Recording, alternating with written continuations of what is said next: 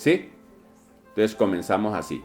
El tema de hoy, domingo, es del hacer al ser. Del enfocarnos, porque al comienzo de la vida cristiana uno se enfoca mucho en lo que hacemos. En lo que hacemos y en lo que hacemos. Y con el paso del tiempo vamos a ir descubriendo lo importante del ser.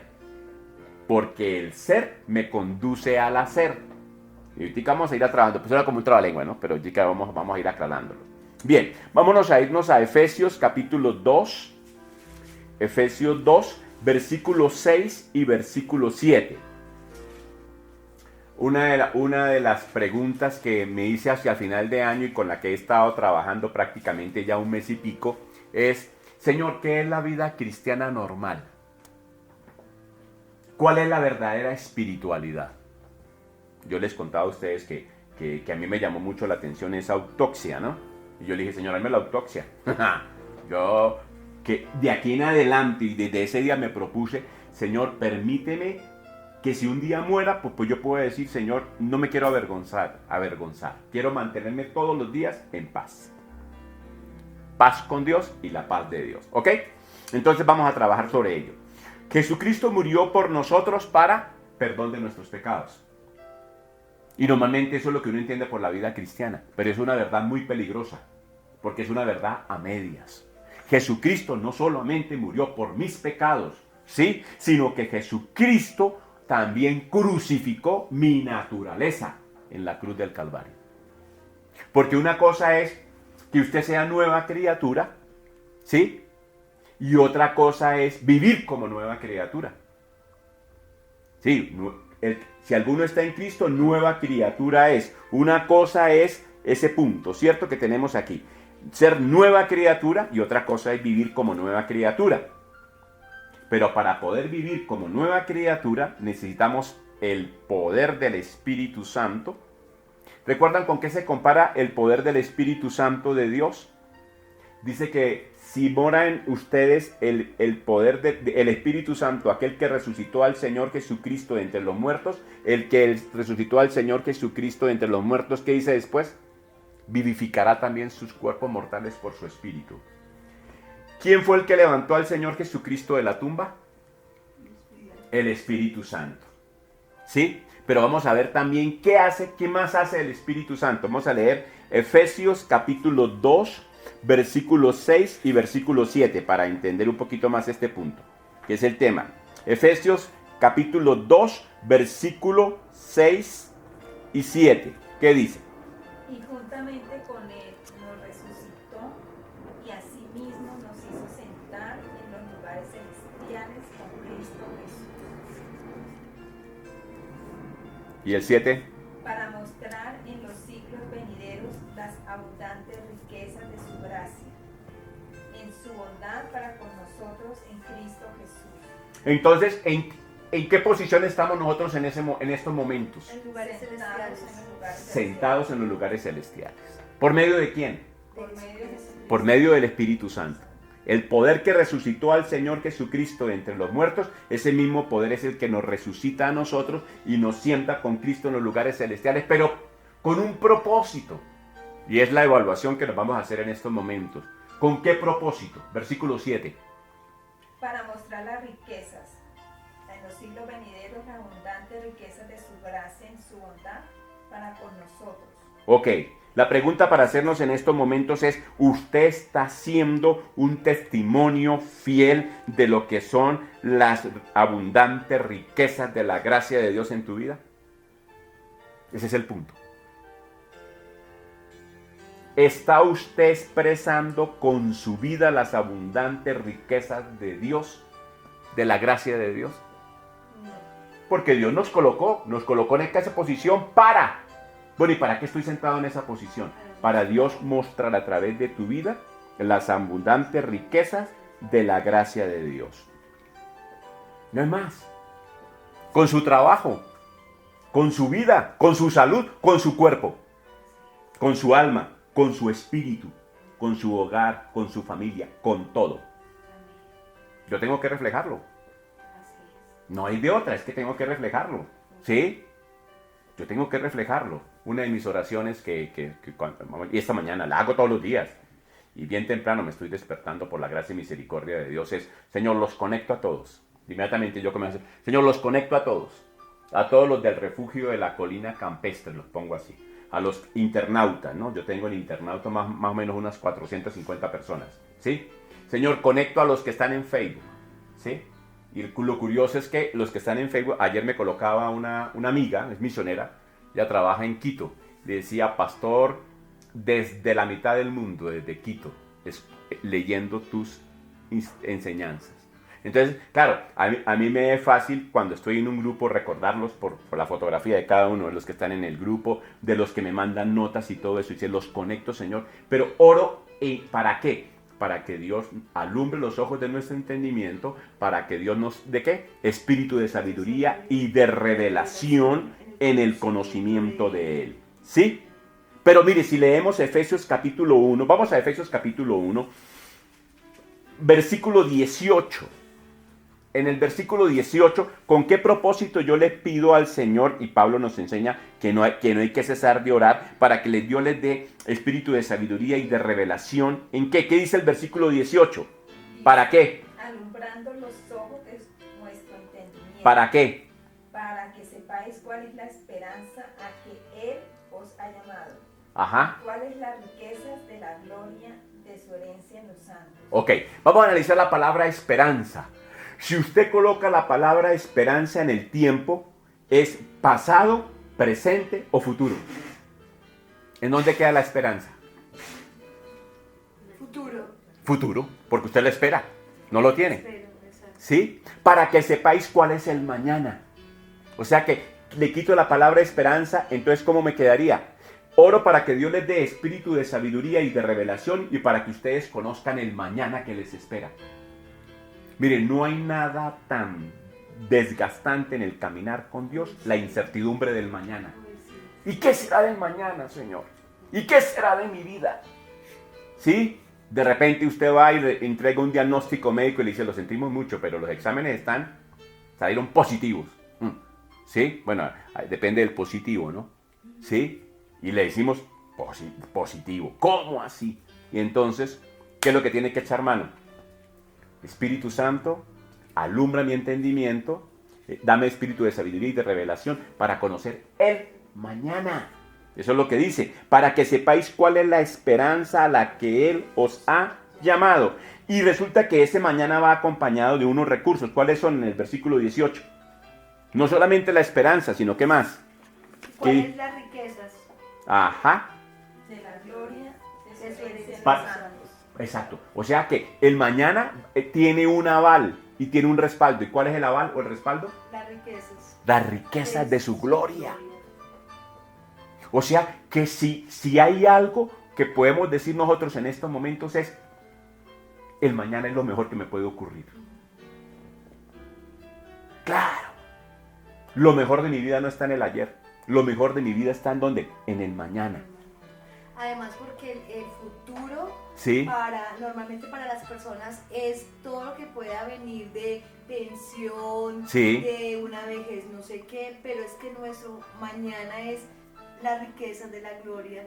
De lo que Él ha preparado. De lo que Él nos ha preparado y su herencia que es su eternidad y lo que Él nos da. Amén. Por eso dice allí, y la esperanza a que Él os ha llamado.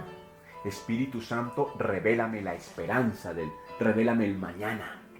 Yo necesito conocer qué es lo que me espera mañana. ¿Sí? Recuerdan que no sé si se acuerdan de esa anécdota que yo les conté.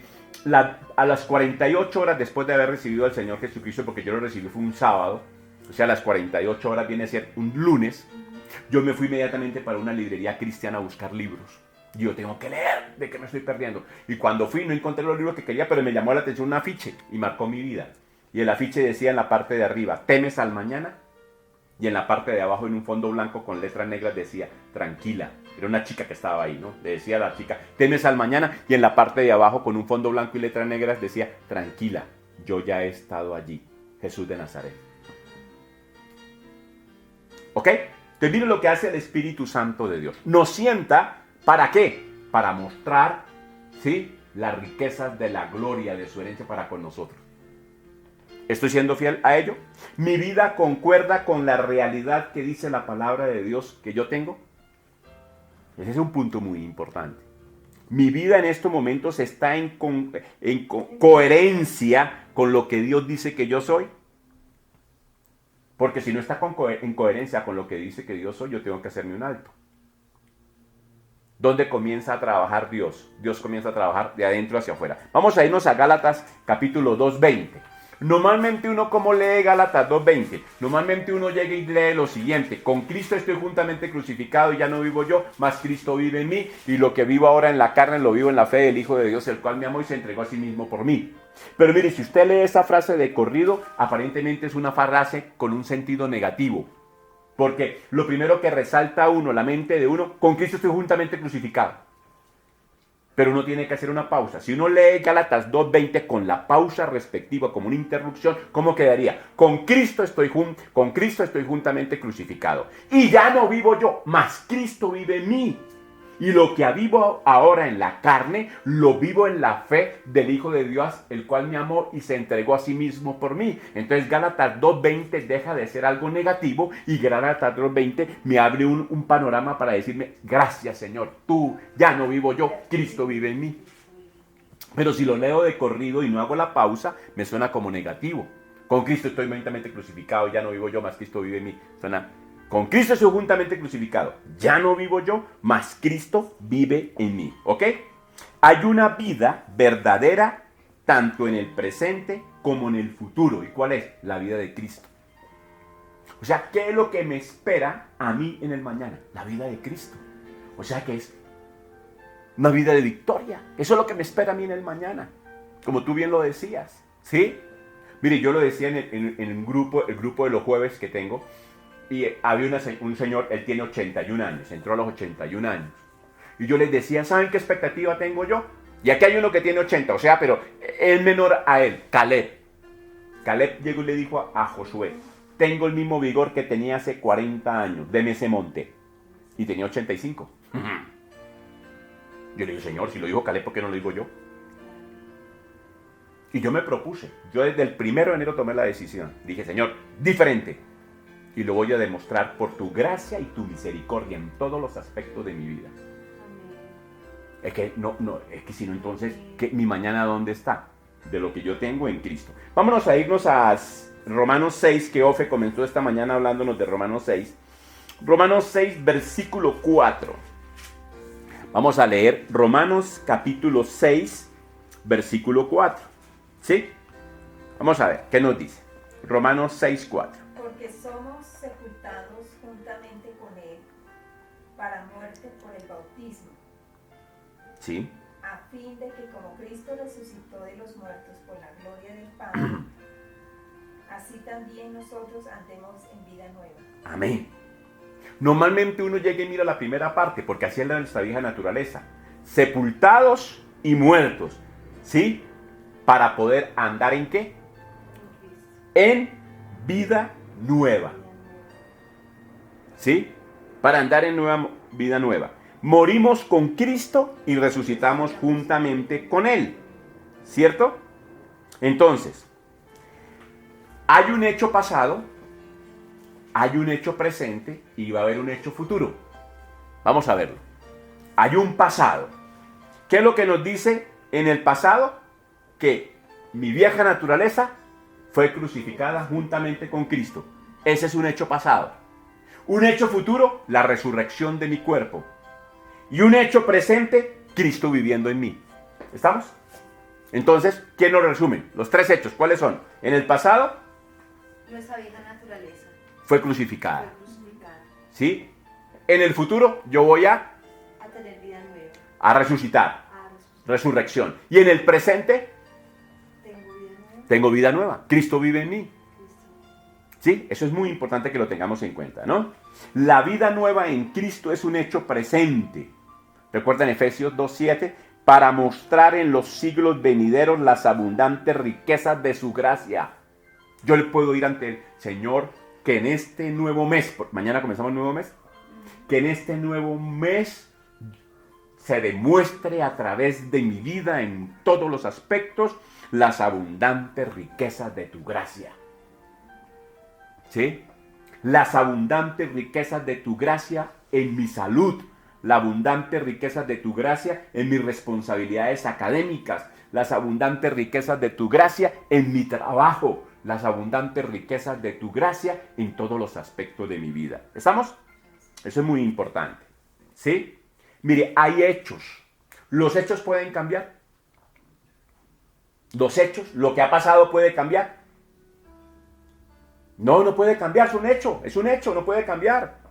Lo que pasó, pasó. ¿Sí? Lo que pasó hace 15 minutos puede cambiar, hace 20 minutos cuando llegaron las 2. Eso no puede cambiar, es un hecho. Los hechos no pueden cambiar. Los sucesos, los acontecimientos, ¿sí? Estas realidades no pueden cambiar.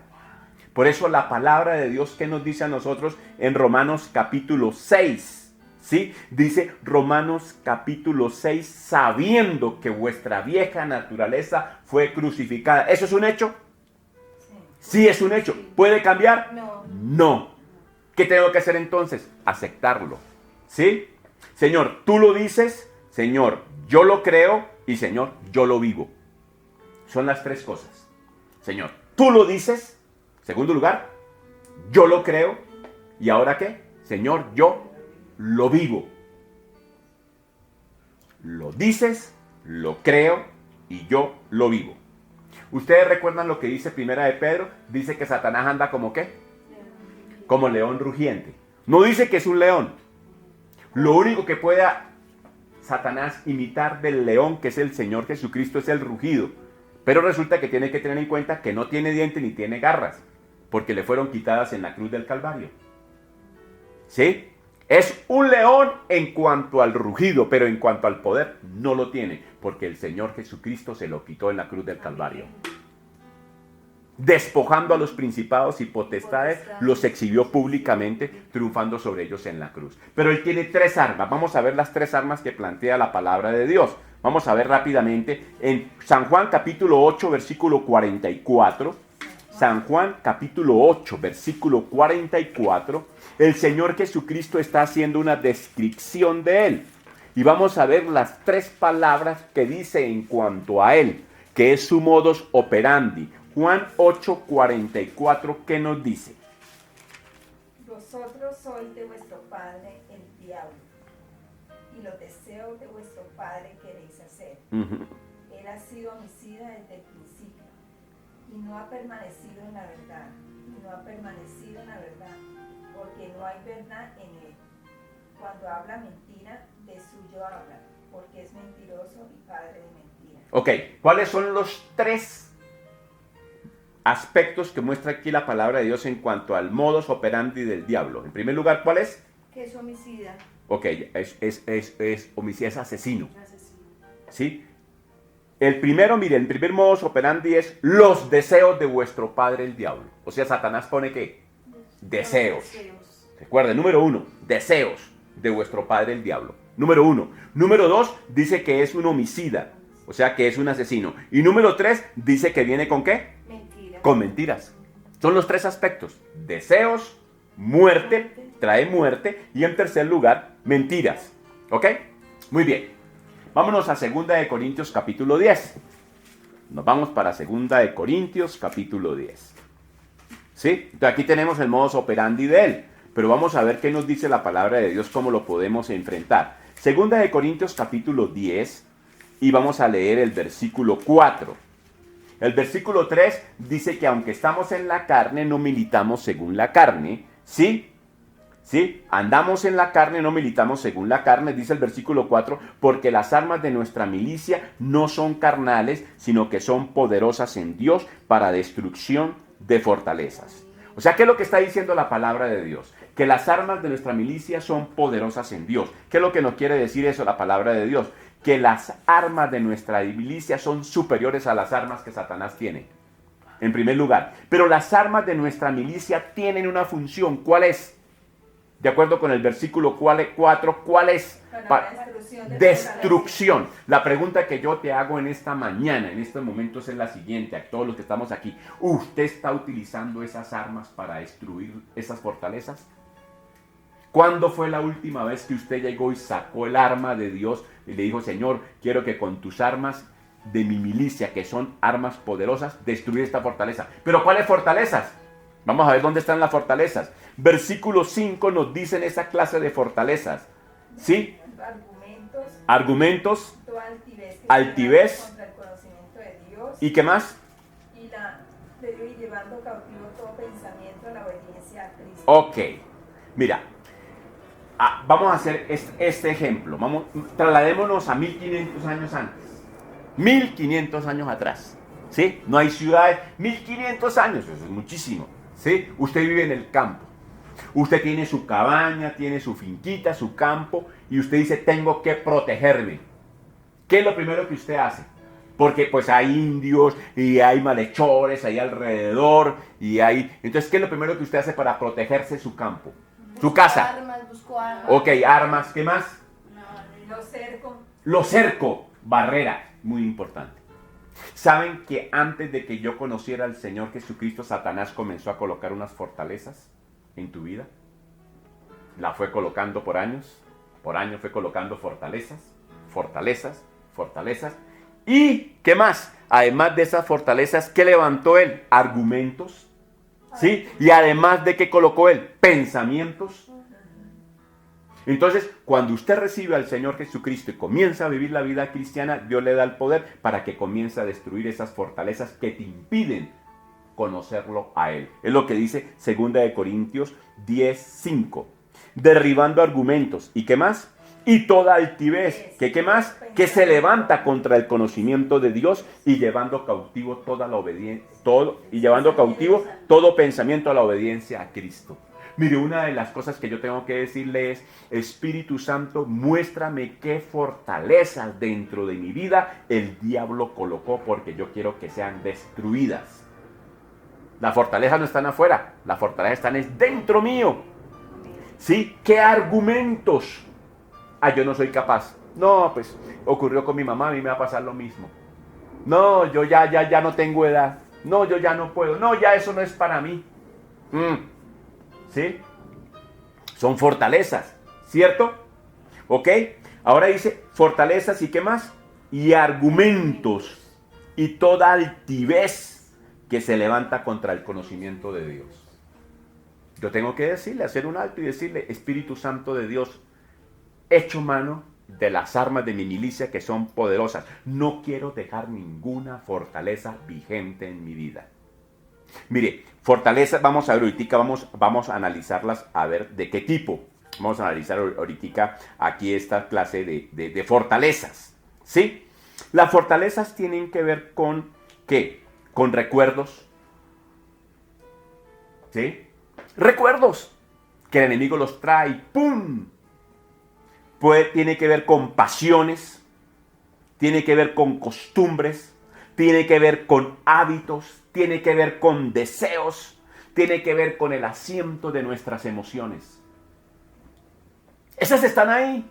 Y si tarde que temprano te van a tomar el control. Entonces, ¿qué hace usted? Señor, destruyo toda costumbre, sí, que Satanás colocó en mi vida y que en este momento me está destruyendo espiritualmente.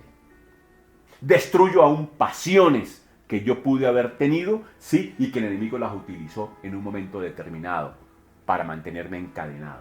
¿Hay adicciones? Porque pueden haber adicciones.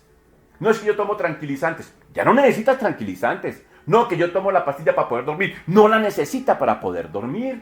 No, es que yo tengo de vez en cuando que tomarme mis traguitos o de vez en cuando pegarme tales droguitas y tal cosita. No, esas son fortalezas. Y entonces, ¿qué tengo que decir? Señor, no quiero dejar en mi vida ningún recuerdo, ninguna pasión, ninguna costumbre, ningún hábito y ninguna emoción, sí, nociva para mi desarrollo espiritual y lo que tú quieres que yo viva. Pastor, aquí dice, porque las armas de nuestra milicia no son carnales, o sea que existen unas armas. Sí, claro. ¿Cuáles son esas armas? Ok, bien, vamos a ir viéndolas. Bien, vamos a ir viéndolas, ¿sí? Bien, entonces para conocer las armas de nuestra milicia, que son las que nos van a dar defensa, yo tengo que mirar cómo ataca Satanás. Vamos a buscar 2 Corintios, capítulo 4, versículo 4. Segunda de Corintios capítulo 4, versículo 4, me dice cuáles son. ¿Sí? Segunda de Corintios 4, 4. En los cuales el Dios de este siglo cegó el entendimiento de los incrédulos, para que no les resplandezca la luz del evangelio de la gloria de Cristo, Ok. el cual es la imagen de Dios. ¿Qué hace Satanás? ¿Qué enceguece? En el entendimiento. ¿Y el entendimiento tiene que ver con qué? La incrédulos. Con la mente, con el pensamiento. Ahí comienza la primera batalla. O sea, el arma que Dios te da es para vencer tus pensamientos. ¿Cómo tú vences tú tus pensamientos? Con la palabra. Señor, reemplazo mis pensamientos por los tuyos, por tus palabras. Mire, lo que yo hablo son pensamientos descritos por medio de palabras. En estos días, un amigo puso, él vive en México. Y se está celebrando 6 años de la muerte de un líder nuestro, líder de la Cruzada Estudiantil Internacional, el director para América Latina, Sergio García. Y entonces cuando yo vi todo eso, puso un poema. Y entonces yo llegué y le puse, gracias Abdul, porque pusiste en palabras mis sentimientos. ¿Sí? Entonces, ¿cómo yo manejo mis pensamientos? Con palabras. Escrito está. He sido crucificado con Cristo y el pecado no reina en mí. Y presento mis miembros como instrumentos a Dios. Esa es un arma. Es tomar la palabra de Dios y declarar la palabra de Dios para contrarrestar mis pensamientos. Los pensamientos están manejados por sentimientos y los sentimientos están manejados por ideas. Pero si yo me reprogramo de nuevo con Dios, entonces ¿qué comienzo a decir? Gracias porque tu sangre me limpia de mis pecados, gracias porque tu cruz me libera de mi vieja naturaleza y gracias porque el Espíritu Santo a través de mí me da la victoria. Lo primero que hace el diablo es atacar mis pensamientos. Es el aeropuerto de él. Sí, exacto. Entonces yo tengo que comenzar a tomar la palabra. A tomar la palabra. Entonces, tengo que destruir las fortalezas en mi vida. Por eso es tan importante cuando hablemos, Sí. hablemos la palabra, pero creyéndola en el corazón. La palabra. Porque si no se vuelve como asertivos, ¿cómo se llama eso cuando uno empieza a declarar algo? Sí, como unos mantras, según la... Mantras. Claro, ¿sí? Pero recordemos, si usted va con la sangre de Cristo, Amén. con la cruz de Cristo, con el Espíritu Santo de Dios, ahora sí, declare la palabra. Amén. ¿Sí? Vamos a ver, para cerrar esta primera parte, porque vamos a seguir desarrollando, ¿sí? Para ir terminando, ¿cuál es la esencia del pecado? Recordemos, el pecado no tiene su origen en la tierra. ¿De dónde viene el pecado? De Satanás. De Satanás. Pero vamos a ver cuál fue el pecado de él en síntesis. Isaías capítulo 14, versículo 13. Isaías 14, versículo 13. Vamos, Isaías 14, 13. Vamos a ver. Ahí está la esencia del pecado. Mire, aunque el pecado tiene muchas manifestaciones. ¿Isaías qué? 14, 13. Aunque el pecado tiene muchas manifestaciones, su esencia es una sola. ¿Sí?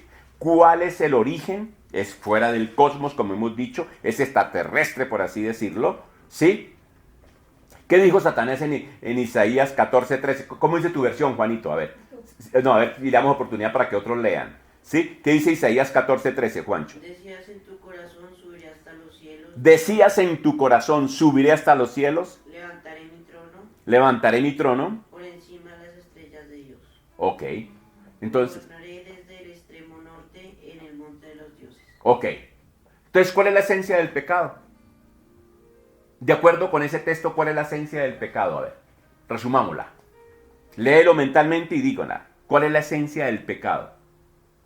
¿Ah? ¿Cuál es? La esencia del pecado. Sí, de acuerdo con Isaías 14, 13. Porque ahí está Satanás diciendo, este es el pecado, este fue el pecado y por eso fue destituido. El orgullo, la soberbia. Ok, muy bien, sí, ok, pero queda muy abstracto. Queda muy abstracto, vámonos a concreto. A Dios, ¿Ah? el querer igualarse a Y Dios. sentarse en el trono de Dios. ¿Cierto? Sí. Subiré y me sentaré. ¿En dónde? En el trono de Dios. Trono de Dios. ¿Sí? Entonces, Estamos, claro, viene lo que acabamos de decir, orgullo, soberbia, altivez, pero todo se resume en una palabra, ocupar el trono.